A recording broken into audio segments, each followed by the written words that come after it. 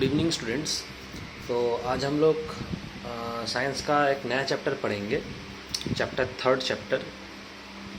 ठीक है, ये मेटल्स और नॉन मेटल्स है, इसके ऊपर ये चैप्टर है। मेटल क्या है, नॉन मेटल क्या है, कैसे हम लोग मेटल्स और नॉन मेटल्स के बीच में डिफरेंस कैसे करेंगे, और प्रॉपर्टी क्या क्या है इसका, रिएक्शन कैसा होगा, ये सब आज हम लोग पढ़ेंगे। ठीक है, तो पहले हम लोग मेटल से स्टार्ट कर रहे हैं। ठीक है, मेटल्स देखो, मेटल्स है क्या एक्चुअली। मेटल्स मतलब एक ऐसा एलिमेंट्स जो सिर्फ पॉजिटिव आयन प्रोड्यूस करता है। पॉजिटिव आयन, ठीक है, आयन तो दो तरीके का होता है ना, एक पॉजिटिव आयन होता है, एक नेगेटिव आयन होता है। पॉजिटिव आयन को कैटायन बोला जाता है और नेगेटिव आयन को एनायन बोला जाता है, ये तो हम लोग जानते ही हैं। ठीक है, तो जो भी एलिमेंट सिर्फ पॉजिटिव आयन प्रोड्यूस करेगा उसी को हम लोग मेटल्स बोलेंगे। ठीक है, कैसे पॉजिटिव आयन प्रोड्यूस करेगा? By losing electrons, electron lose करके। समझ में आया? जैसे कि मान लो मेरे पास एक मेटल है, हम इसको M नाम से बोल रहे हैं, मान लो M एक मेटल है। ठीक है, तो ये एक इलेक्ट्रॉन लूज करेगा, इलेक्ट्रॉन लूज करके पॉजिटिव आयन प्रोड्यूस करेगा, मतलब M से M+ हो जाएगा। ये पॉजिटिव आयन है, मतलब कैटायन है। ठीक है, मतलब क्या, इसको हम मेटल बोलेंगे। अगर ये इलेक्ट्रॉन लूज करके पॉजिटिव आयन प्रोड्यूस करता है, कैटायन प्रोड्यूस करता है, तब इस एलिमेंट को हम लोग मेटल बोलेंगे। तो मेटल का डेफिनेशन क्या हुआ? Those elements which form positive ions by losing electrons, they are called metals। अब एक तो भी इलेक्ट्रॉन लूज कर सकता है, एक से ज़्यादा भी लूज कर सकता है, वो डिपेंड करता है मेटल का वैलेंसी क्या है उसके ऊपर। ठीक है, वो अलग एस्पेक्ट है। ठीक है, समझ में आया? जैसे कि मान लो एग्जांपल क्या होगा मेटल्स का, बहुत एग्जांपल है। जैसे कि आयरन है जिसको हम लोग Fe बोलते हैं, कॉपर है जिसको Cu बोला जाता है। ठीक है, उसके बाद एल्यूमिनियम है, Al बोला जाता है उसको। उसके बाद सोडियम है, Na। बहुत एग्जाम्पल है मेटल्स का। ठीक है, अच्छा चलो, उसके बाद आता है मेटल्स का फिजिकल प्रॉपर्टी। मेटल क्या है हम तो बोल दिए। ठीक है, उसके बाद आता है फिजिकल प्रॉपर्टी।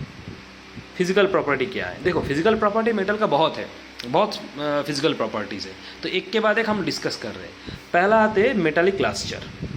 पहला प्रॉपर्टी है मेटालिक लस्टर। अब ये मेटेलिक लस्टर क्या है? देखो, मेटेलिक लस्टर मतलब कोई भी मेटल्स अगर वो प्योर स्टेट में है तो वो बहुत ही शाइन करता है। मतलब मेटल्स का जो सरफेस है ना, बहुत ही शाइनिंग सरफेस होता है, ब्राइट शाइनिंग सरफेस। अगर मेटल प्योर है तो, अगर उसमें कोई मिलावट नहीं है तो। ठीक है, प्योर मेटल अभी भी प्योर मेटल, उसका जो सरफेस है वो सरफेस बहुत ही ब्राइट होता है। They have a bright shining surface. ठीक है, इस प्रॉपर्टी को बोला जाता है मेटेलिक लस्टर। ये जो हम बोले ना कि प्योर मेटल का हमेशा जो सरफेस है वो ब्राइट शाइनिंग होता है। Pure metal always have a bright shining surface, इसी को बोला जाता है मेटेलिक लस्टर। ये प्रॉपर्टी को बोला जाता है मेटेलिक लस्टर। ठीक है, अच्छा, जैसे कि मान लो मेटल्स, जैसे कि गोल्ड, हम लोग को हर एक को पता है गोल्ड का फॉर्मूला है AU। जैसे हम बोले ना आयरन का फॉर्मूला Fe है, कॉपर का फॉर्मूला Cu है, वैसे ही गोल्ड का फॉर्मूला AU है। ये गोल्ड है, गोल्ड का फॉर्मूला है। ठीक है, हम लोग सभी को पता है कि गोल्ड बहुत चमकता है। ठीक है ना, इसीलिए गोल्ड क्या ऑर्नामेंट्स में यूज़ होता है। हम लोग ऑर्नामेंट्स में क्या गोल्ड यूज़ करते हैं। गोल्ड का रिंग होता है, गोल्ड का पेंडेंट होता है। ठीक है ना, क्यों होता है? क्योंकि गोल्ड बहुत चमकता है, बहुत अट्रैक्टिव होता है। क्यों अट्रैक्टिव होता है? उसका सरफेस बहुत शाइनी है, शाइनिंग सरफेस, क्योंकि वो मेटल है। समझ में आ रहा है? तो गोल्ड एग्जांपल हो जाएगा। उसके बाद जैसे कि देखो सिल्वर Ag, ये सिल्वर का फॉर्मूला है Ag। उसके बाद प्लाटिनम Pt, ये प्लाटिनम है Pt, ये फॉर्मूला है। ये सभी का क्या बहुत ब्राइट शाइनिंग सरफेस है। मतलब क्या, हर एक का मेटेलिक लस्टर है। वो जो सरफेस शाइन करता है ना, ब्राइट शाइनिंग सरफेस, उसी को उस प्रॉपर्टी को बोला जाता है मेटेलिक लस्टर।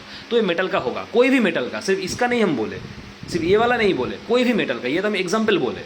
ठीक है, उनमें से ये जो AU है मतलब गोल्ड है, और जो सिल्वर है ये बहुत ज़्यादा शाइन करता है। मतलब जितना भी तुम मेटल्स देखोगे उन मेटल में से ये दो मेटल सबसे ज़्यादा शाइन करता है, इसलिए हम इसका एग्जाम्पल तुमको दिए।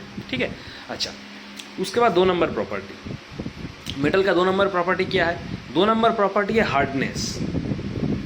हार्डनेस, मेटल बहुत ही हार्ड होता है, कोई भी मेटल। ठीक है, लेकिन इसका भी एक्सेप्शन है। एक्सेप्शन हम बाद में बोल रहे हैं। हमेशा याद रखना, maximum metal, most of the metal they are hard.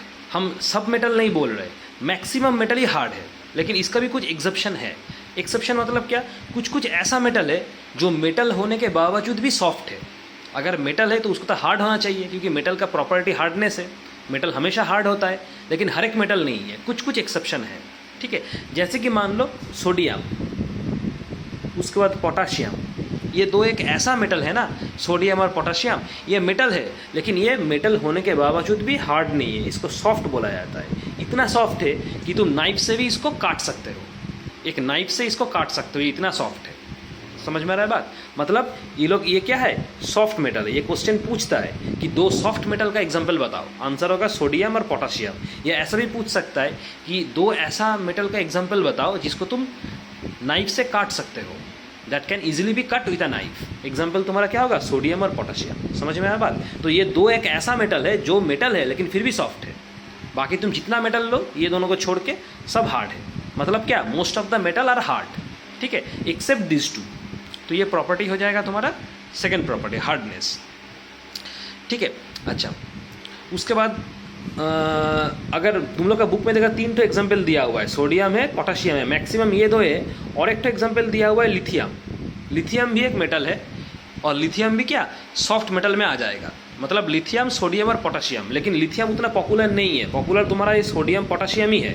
अगर तुम्हें एग्जाम्पल पूछेगा तो तुम सोडियम पोटाशियम ही बताओगे, अगर 2 एग्जाम्पल पूछे। अगर 2 से ज़्यादा पूछे फिर तुम लिथियम लिखोगे, नहीं तो नहीं लिखोगे, ठीक है। लेकिन लिथियम भी सॉफ्ट ही है, लेकिन ये इतना पॉपुलर नहीं है, पॉपुलर तुम्हारा सोडियम और पोटाशियम ही है।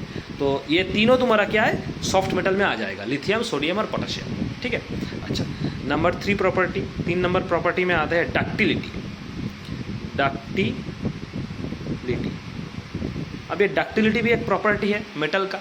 अच्छा, डक्टिलिटी है क्या, देखो मैक्सिमम मेटल्स ही क्या डक्टाइल होता है, most of the metals they are ductile, most of the metals they are ductile. अब ये डक्टाइल है क्या, डक्टाइल मतलब क्या, डक्टाइल मतलब ये एक ऐसा प्रॉपर्टी है जिसमें मेटल को तुम इजीली वायर में कन्वर्ट कर सकते हो। मतलब जो मेटल है उसको, उसका जो शेप है ना, जो भी मेटल है उसका शेप जैसा भी है, तुम उसको, उसका शेप को कन्वर्ट कर सकते हो। कन्वर्ट करके एक वायर का जैसा शेप होता है उस वायर का शेप में ला सकते हो। जैसे एक वायर का जैसे, वायर का शेप कैसे होता है ना, ये एक वायर का शेप है ना, मतलब जो इलेक्ट्रिक लाइन में जो हम लोग घर में यूज़ करते हैं जो वायर वगैरह है, उसका शेप कैसा होता है, वायर का शेप ऐसा होता है ना। तो कोई भी मेटल हो, कोई भी शेप हो, जैसा भी शेप हो, उसको तुम क्या कन्वर्ट कर सकते हो, उसका शेप बदल सकते हो, बदल के एक वायर का जैसा शेप उसको दे सकते हो। तो इस प्रॉपर्टी का नाम है डक्टाइल प्रॉपर्टी, ठीक है। मतलब क्या, it is a property due to which a metal can be drawn into thin wire. इस प्रॉपर्टी को बोला जाता है डक्टाइल प्रॉपर्टी, ठीक है। और प्रॉपर्टी का नाम क्या है, डक्टिलिटी। मतलब हम लोग क्या बोल सकते हैं कि metals are ductile because metals can be changed into thin wire. समझ में आ रहा है बात? अच्छा, एग्जाम्पल क्या होगा, बहुत एग्जाम्पल है, क्योंकि मेटल्स तो डक्टाइल होता है, तुम कोई भी मेटल लो वो हमेशा डक्टाइल होगा, लेकिन उनमें से सबसे डक्टाइल कौन सा है, सबसे डक्टाइल है गोल्ड। इसका फॉर्मूला है AU। जितना भी मेटल्स लो, हर एक उन मेटल में से सबसे डक्टाइल है तुम्हारा क्या, गोल्ड। समझ में आ रहा है बात?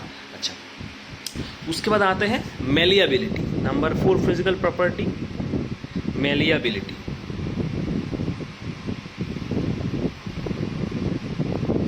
मेलिएबिलिटी, देखो मेलिएबिलिटी क्या है, मेटल्स आर मेलिएबल, मेटल्स बहुत ही मेलिएबल है। मेटल्स क्या है, मेलिएबल है।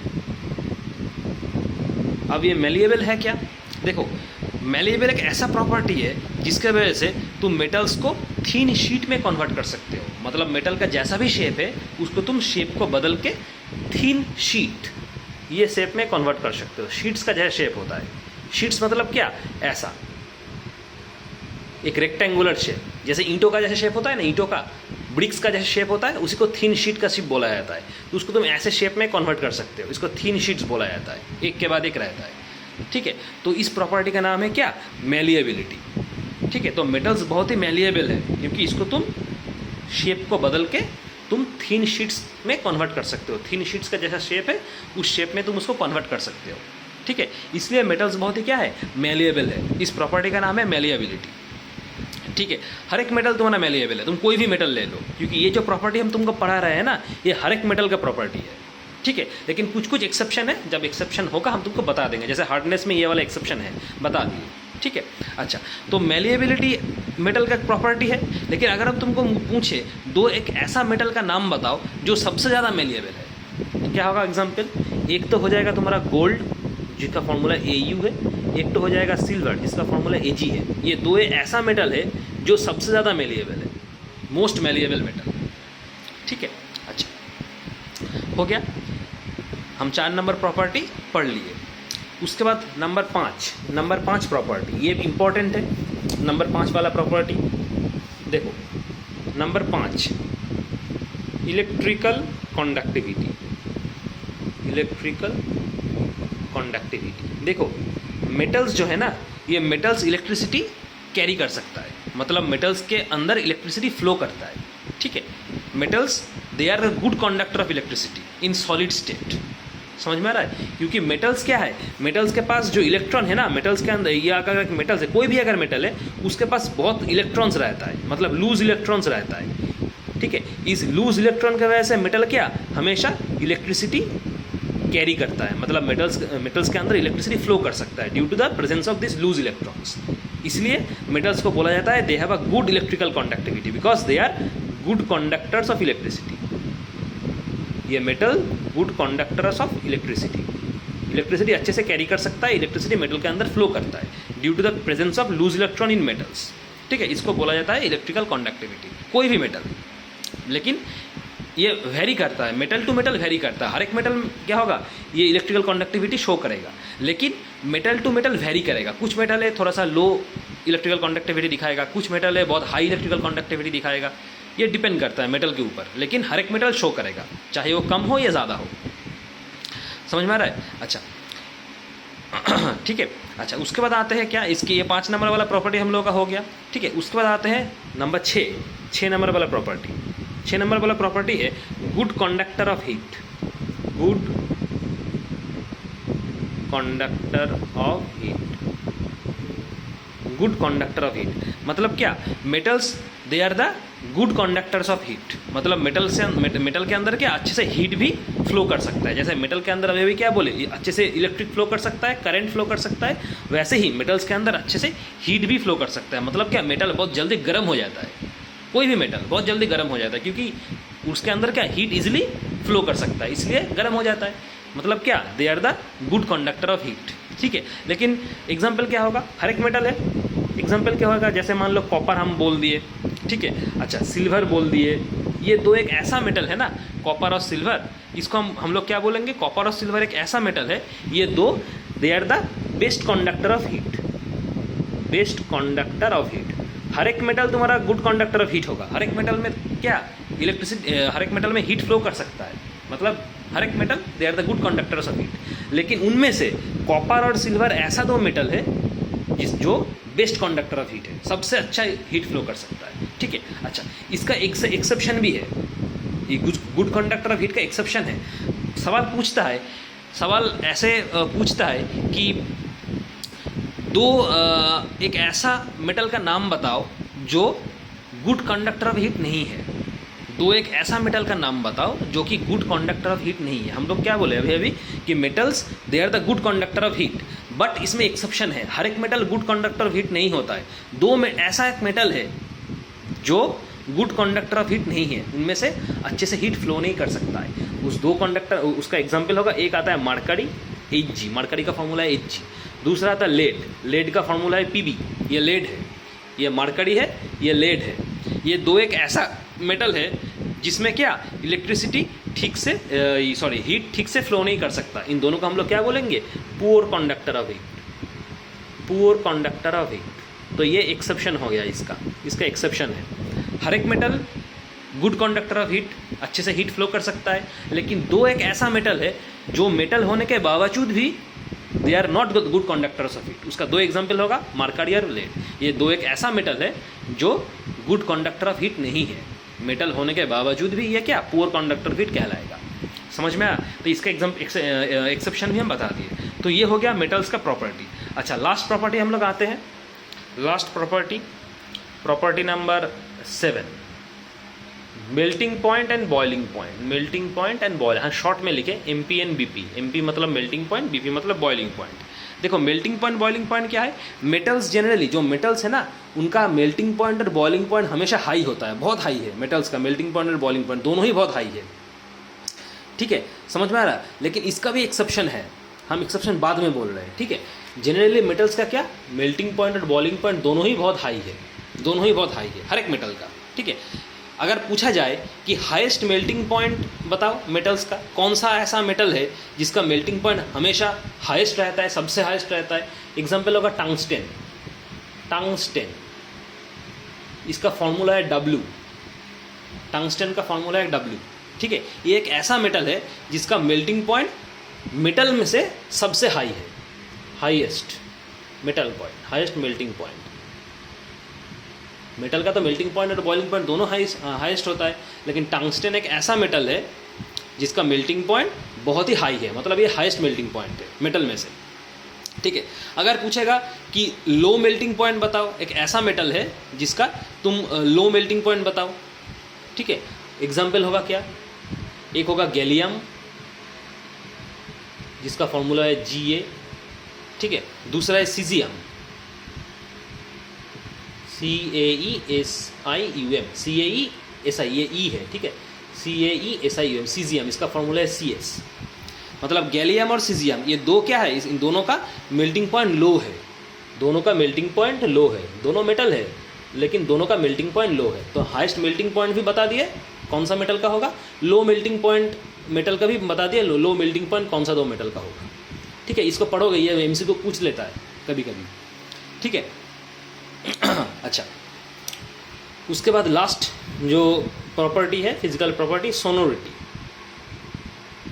सोनोरिटी, देखो सोनोरिटी क्या है, अगर मेटल है ना, वो मेटल हमेशा क्या साउंड प्रोड्यूस करेगा। मतलब अगर तुम्हारा हाथ से गिर जाएगा या तुम कहीं पे उसको हिट करोगे तो क्या वो साउंड प्रोड्यूस करेगा, तुम्हें साउंड लगेगा। जैसे कि कोई भी मेटल अगर हाथ से गिर जाएगा तो क्या साउंड होगा, तुम्हें लगेगा कि मेरा कुछ हाथ से गिर गया है, या अगर दीवार में तुम उसको हिट किए या कहीं भी हिट किए, वो साउंड प्रोड्यूस करता है हमेशा। इस प्रॉपर्टी को बोला जाता है सोनोरिटी। मतलब क्या, the metals they produce a sound on striking a hard surface. समझ में आ रहा है, इस प्रॉपर्टी का नाम है सोनोरिटी, जो हम लिखे सोनोरिटी। इसलिए बोला जाता है कि metals are sonorous, metals are sonorous,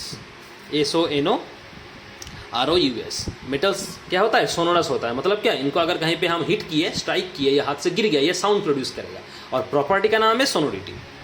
समझ में आ रहा है।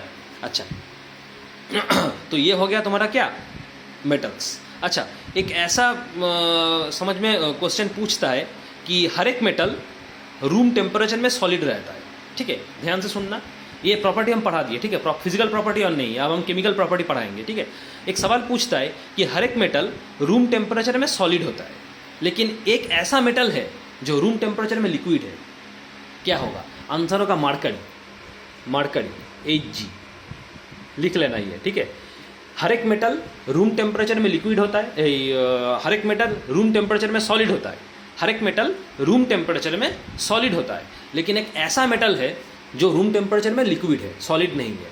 एग्जाम्पल तुम्हारा होगा मरकरी, ये रूम टेम्परेचर में लिक्विड है, ये सॉलिड नहीं है।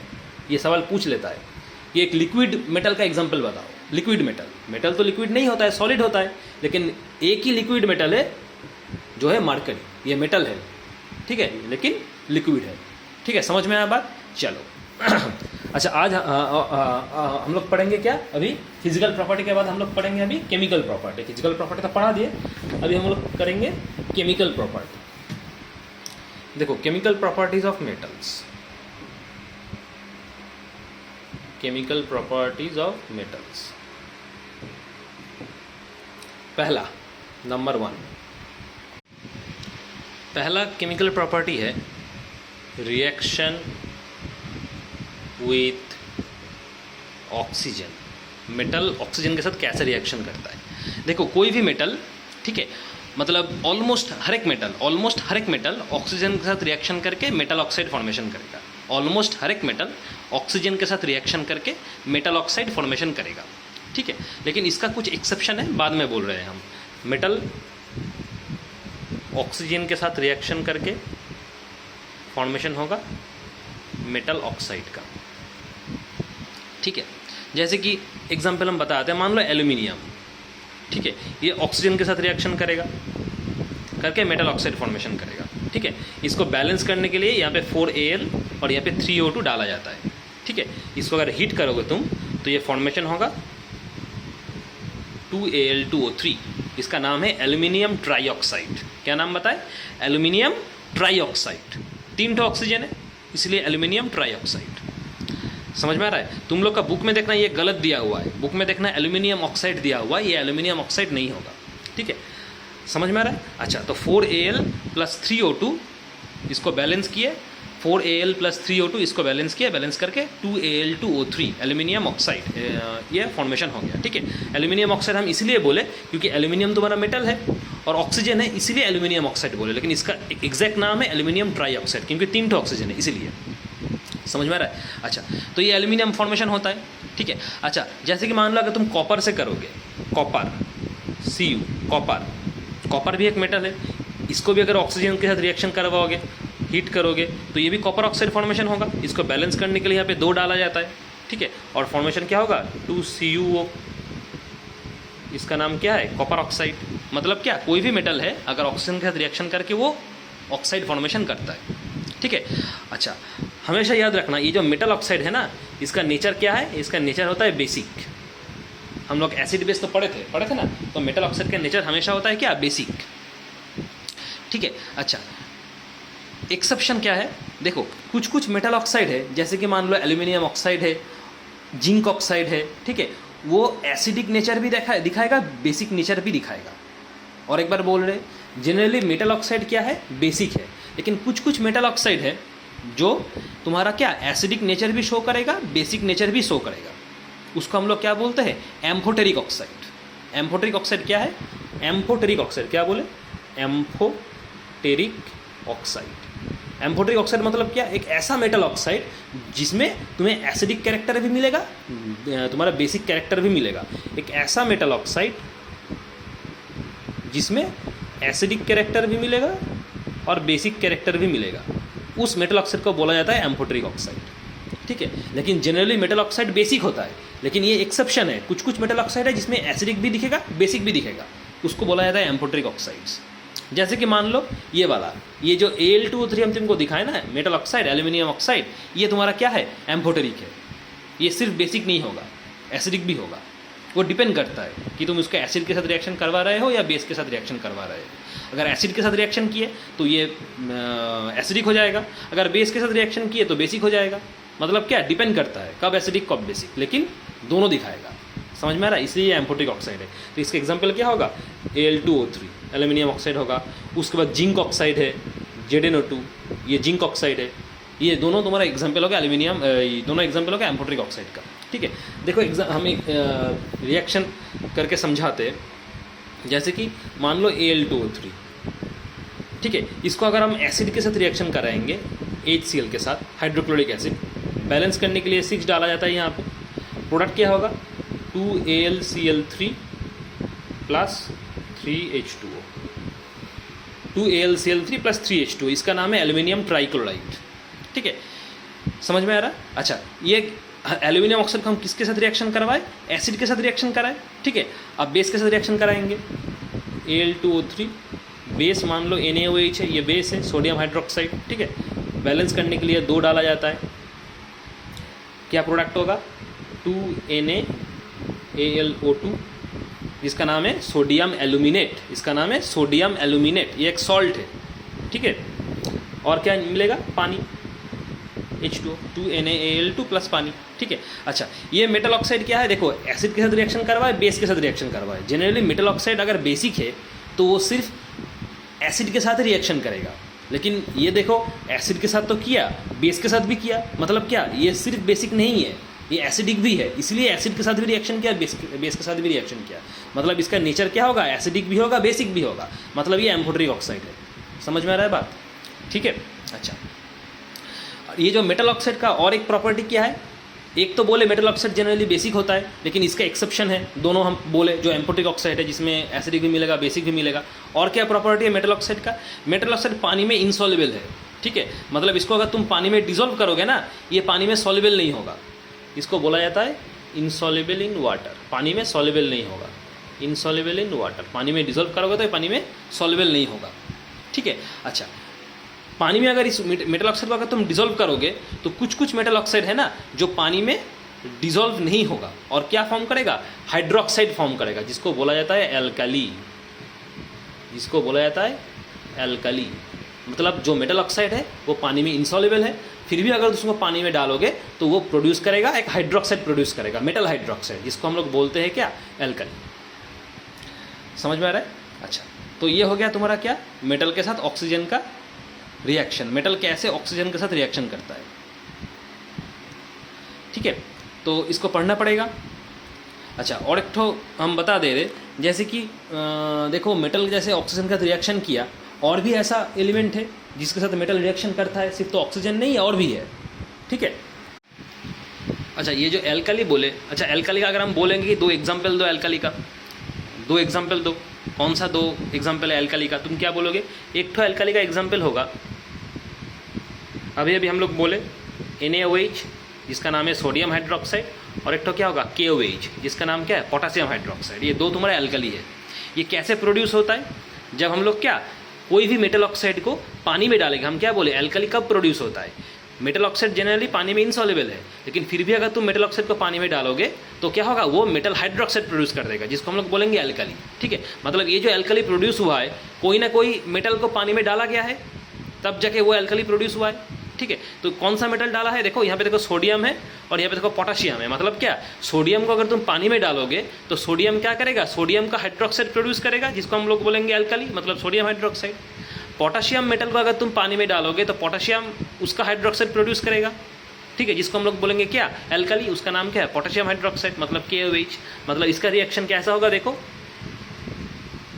Na2O, ये क्या सोडियम ऑक्साइड है, मतलब सोडियम का के साथ ऑक्सीजन का रिएक्शन करके सोडियम मेटल ऑक्साइड फॉर्मेशन हुआ। इसको अब तुम पानी में डालो, ये मेटल ऑक्साइड को पानी में डालो तो क्या होगा, ये सोडियम हाइड्रोक्साइड प्रोड्यूस करेगा, ये एक एल्कली है। देखो सेम चीज़ है, तो ऐसे ये प्रोड्यूस होता है। अच्छा, KOH कैसे प्रोड्यूस होगा, मतलब क्या, तुम्हें K2O लेना पड़ेगा, पोटेशियम ऑक्साइड, पोटेशियम मेटल है, ऑक्सीजन का रिएक्शन करके पोटेशियम ऑक्साइड प्रोड्यूस होगा, मतलब मेटल ऑक्साइड प्रोड्यूस होगा। इसको फिर तुम पानी में डालो तो क्या होगा, ये जो मेटल है उसका हाइड्रोक्साइड प्रोड्यूस कर देगा, इसको हम क्या बोलेंगे, पोटेशियम हाइड्रोक्साइड। ये भी एक एल्कली होगा। देखो तो ऐसे प्रोड्यूस होता है एल्कलीज। ठीक है, एल्कली एक ऐसा बेस है ना जो पानी में डिसॉल्व होता है। मतलब अगर एल्कली का बात हम बोलेंगे, ये जो एल्कली का बात बोलेंगे, ये एल्कली पानी में डिसॉल्व होता है, they dissolve in water, dissolve in water.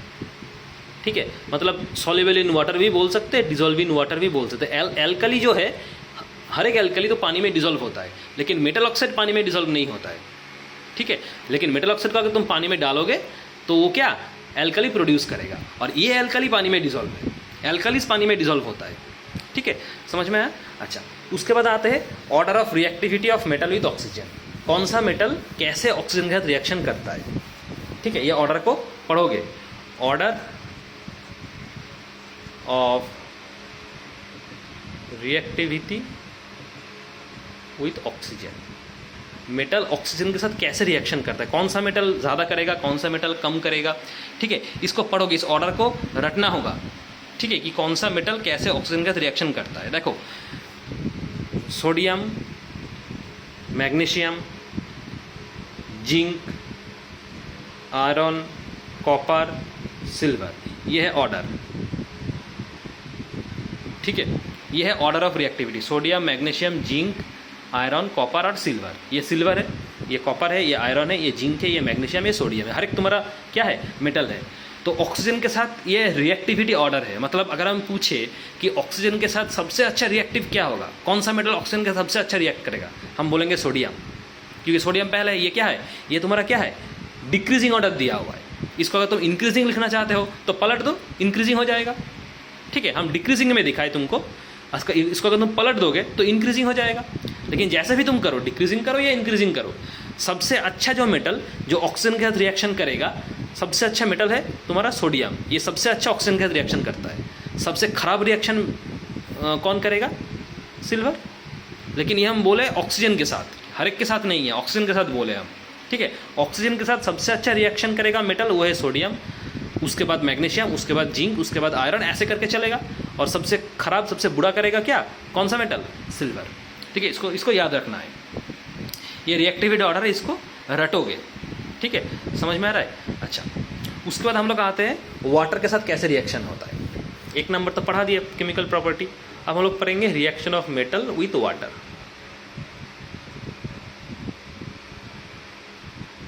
पानी के साथ कैसे ऑक्सीजन रिएक्शन करता है। देखो मेटल्स वाटर के साथ रिएक्शन करेगा, ठीक है, और रिएक्शन करके क्या प्रोड्यूस करेगा, मेटल ऑक्साइड प्रोड्यूस करेगा और हाइड्रोजन गैस प्रोड्यूस करेगा। हम लोग क्या लिखेंगे, मेटल हमेशा क्या करता है, वाटर के साथ रिएक्शन करके metal oxide plus hydrogen gas produce करेगा, ठीक है। अब इस मेटल ऑक्साइड को तुम अगर पानी से रिएक्शन करवाओगे, तो इसको थोड़ी देर पहले हम बताए थे, मेटल ऑक्साइड को अगर पानी से रिएक्शन करोगे तो क्या होगा, मेटल हाइड्रोक्साइड हो जाएगा। समझ में आ रहा है बात, ठीक है। ये जो मेटल ऑक्साइड है ना, ये पानी में सॉल्युबल है। ये जो मेटल ऑक्साइड हम बोले कि metal oxide that are soluble in water and dissolve in it further to form metal hydroxide, मतलब ये जो मेटल ऑक्साइड है ये क्या पानी में सॉल्युबल है, इसलिए पानी के साथ रिएक्शन किया और करके मेटल हाइड्रोक्साइड प्रोड्यूस किया, ठीक है। अच्छा, हर एक मेटल क्या पानी के साथ रिएक्शन करके मेटल ऑक्साइड प्रोड्यूस नहीं करता है। All metals do not react with water as the metals placed in lower reactivity series. मतलब क्या, इसका एक ये तो नॉर्मल हम रिएक्शन बोल दिए, ठीक है, ये नॉर्मल हम रिएक्शन बोले कि मेटल वाटर के साथ रिएक्शन कर मेटल ऑक्साइड प्रोड्यूस करेगा और हाइड्रोजन गैस प्रोड्यूस करेगा। इस मेटल ऑक्साइड को अगर फर्दर तुम वाटर के साथ रिएक्शन करवाओगे तो ये मेटल हाइड्रोक्साइड प्रोड्यूस करेगा, ठीक है। लेकिन हर एक मेटल क्या करता है, हर एक मेटल या वाटर के साथ रिएक्शन करके मेटल ऑक्साइड प्रोड्यूस नहीं करेगा, मैक्सिमम मेटल ही करेगा। लेकिन कुछ कुछ मेटल है जो कि पानी के साथ रिएक्शन करके मेटल ऑक्साइड प्रोड्यूस नहीं करता है, वो एक्सेप्शन है, ठीक है, वो हम बाद में बताते हैं, ठीक है। हाँ, अभी के लिए तुम याद रखो कि मेटल वाटर के साथ रिएक्शन करके metal oxide hydrogen gas produce करता है। मेटल ऑक्साइड को अगर फर्दर वाटर में हम डिजोल्व करेंगे तो मेटल हाइड्रोक्साइड प्रोड्यूस होता है, ठीक है। अच्छा, अब हम लोग कुछ कुछ मेटल है जैसे कि पोटाशियम है, सोडियम, ये बहुत ही रिएक्शन करता है पानी के साथ, ठीक है। जैसे कि मान लो सोडियम और पोटाशियम, सोडियम, अब पहले सोडियम का दिखाते हैं, ये पानी के साथ रिएक्शन करता है, ठीक है, बहुत ही ज़्यादा रिएक्शन करता है। पानी मतलब क्या, कोल्ड वाटर, नॉर्मल वाटर नहीं, कोल्ड वाटर रिएक्शन करके क्या प्रोड्यूस करेगा, सोडियम हाइड्रोक्साइड प्रोड्यूस करेगा और क्या हाइड्रोजन गैस प्रोड्यूस करेगा और हीट निकलेगा। सेम चीज़ पोटासियम के साथ भी होगा, ये भी कोल्ड वाटर के साथ रिएक्शन करता है, करके सोडियम तुम्हारा पोटासियम हाइड्रोक्साइड प्रोड्यूस करेगा 2KOH plus hydrogen plus heat, ठीक है। तो सोडियम और पोटाशियम एक ऐसा मेटल है जो मेटल क्या वायलेंटली वाटर के साथ रिएक्शन करता है, स्पेशली कोल्ड वाटर के साथ, और रिएक्शन बहुत ही वायलेंट है, ठीक है, और एक्सोथर्मिक है। एक्सोथर्मिक क्यों है, क्योंकि हीट निकल रहा है इसीलिए। अगर हीट नहीं निकलता तो उसको हम लोग एंडोथर्मिक बोलते हैं, ये तो पहले पढ़े थे, एक्सोथर्मिक एंडोथर्मिक। हीट निकल रहा है इसलिए इसको एक्सोथर्मिक रिएक्शन बोलेंगे, ठीक है। ये जो हीट निकल रहा है ना, ये सफिशिएंट है for hydrogen to catch fire.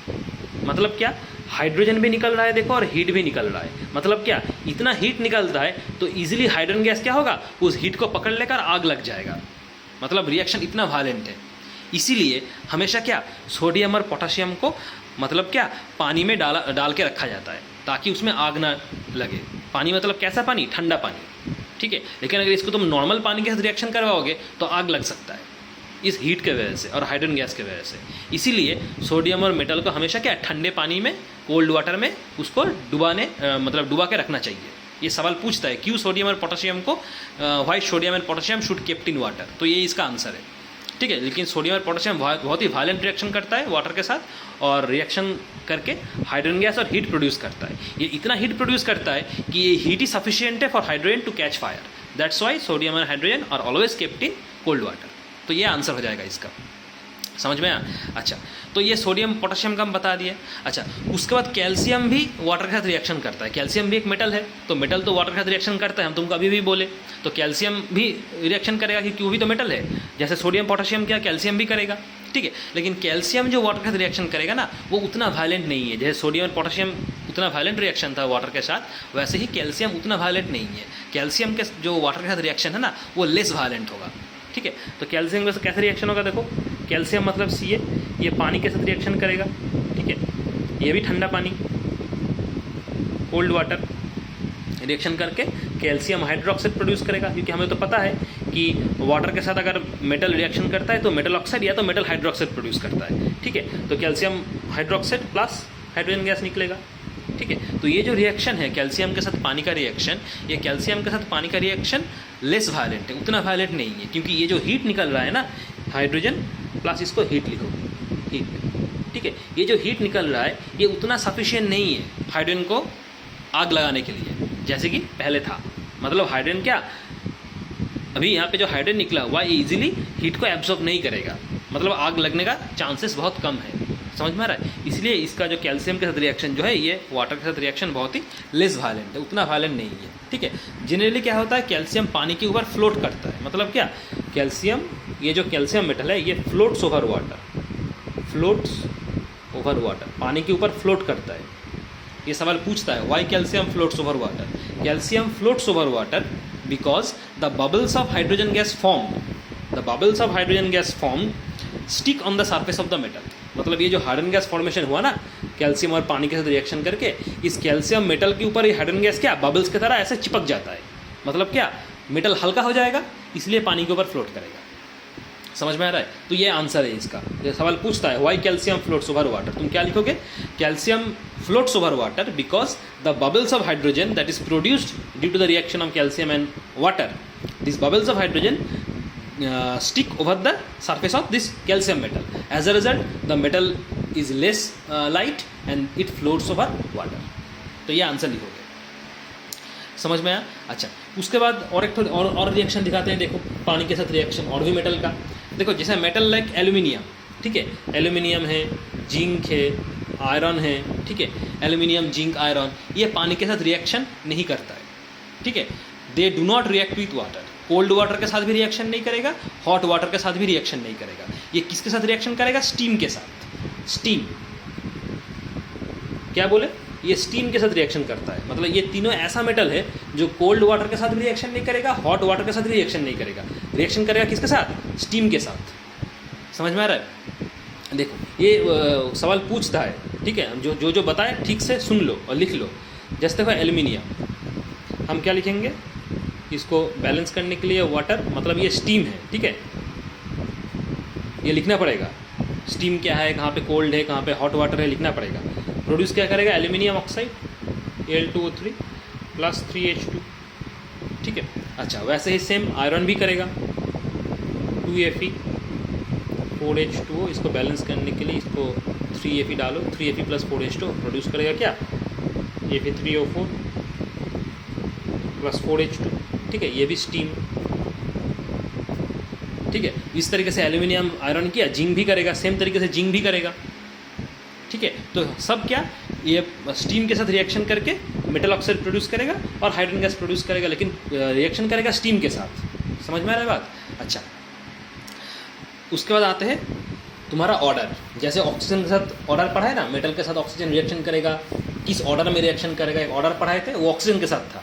अब पढ़ाएंगे ऑर्डर रिएक्शन क्या, वाटर के साथ। ऑर्डर ये वाटर के साथ कैसे होगा, वाटर, क्योंकि हम वाटर का रिएक्शन पढ़ रहे हैं मेटल के साथ। देखो इस ऑर्डर को पढ़ोगे, potassium, sodium, calcium, magnesium, aluminium, iron, lead, copper, silver, gold. क्या लिखे, पोटाशियम, पहले यहाँ से स्टार्ट कर रहे हैं, potassium, sodium, calcium, magnesium, aluminium, iron, lead, copper, silver और गोल्ड, ठीक है। ये है रिएक्टिविटी ऑर्डर।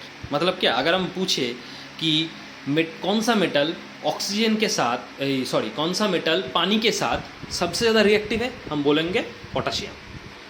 अगर हम पूछे कौन सा मेटल पानी से लेस रिएक्टिव है, सबसे खराब रिएक्शन करता है पानी से, कौन सा मेटल, आंसर होगा गोल्ड, ठीक है। तो इस तरीके से है, देखो सब दिया हुआ है, ये पानी के साथ रिएक्टिविटी ऑर्डर है। मतलब गोल्ड पानी के साथ रिएक्शन करता ही नहीं है, बहुत कम, नेग्लिजिबल, ठीक है। तो ये है रिएक्टिविटी ऑर्डर, ठीक है।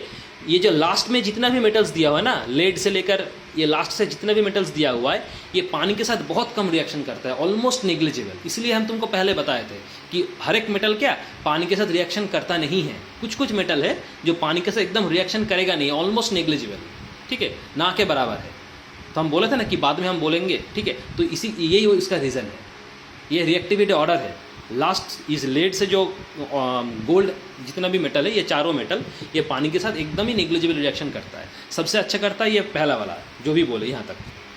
तो इस रिएक्टिविटी ऑर्डर को पढ़ोगे तो सवाल तुमसे पूछ सकता है कि सोडियम पानी के साथ अच्छा रिएक्शन करता है या एल्यूमिनियम करता है।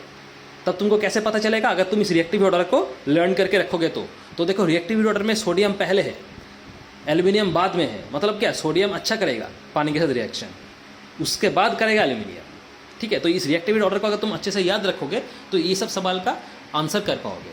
सेम चीज़ इससे पहले जो ऑक्सीजन के साथ करा है ना, मेटल के साथ ऑक्सीजन का रिएक्शन एक रिएक्टिविटी ऑर्डर करा है, वो भी सेम, वो ऑक्सीजन के साथ था, ये पानी के साथ है, ठीक है।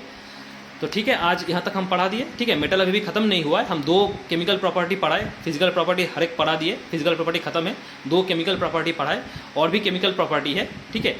उसके बाद रिएक्टिविटी सीरीज पढ़ाएंगे, उसके बाद नॉन मेटल्स में जाएंगे, ठीक है। ये चैप्टर थोड़ा सा बड़ा है, थोड़ा टाइम लगेगा कंप्लीट करने के लिए, ठीक है। तो ये रिवीजन देना नेक्स्ट वीडियो में, इसके बाद से हम लोग स्टार्ट करेंगे, ठीक है। Thank you.